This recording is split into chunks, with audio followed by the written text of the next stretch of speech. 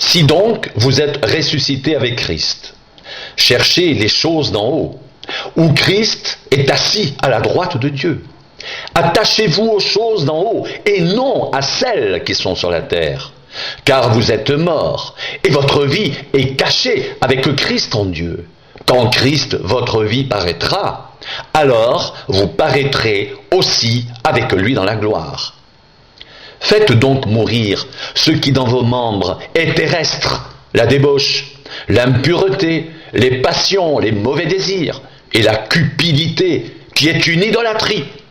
C'est à cause de ces choses que la colère de Dieu vient sur les fils de la rébellion.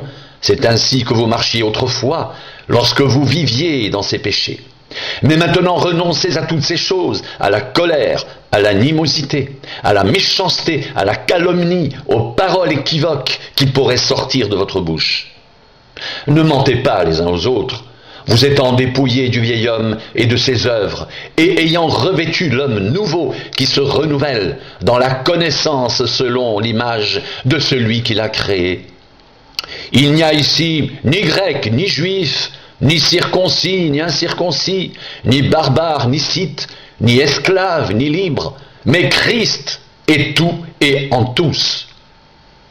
Ainsi donc, comme des élus de Dieu, saints et bien-aimés, revêtez-vous de sentiments de compassion, de bonté, d'humilité, de douceur, de patience.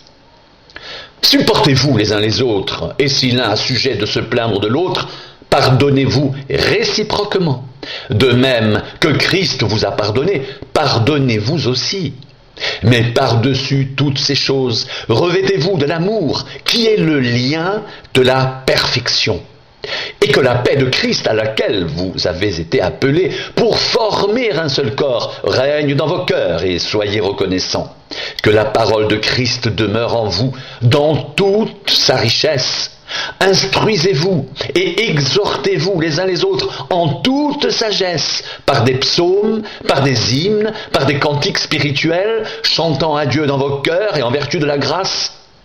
Et quoi que vous fassiez, en parole ou en œuvre, faites tout au nom du Seigneur Jésus-Christ, en rendant par lui des actions de grâce à Dieu le Père.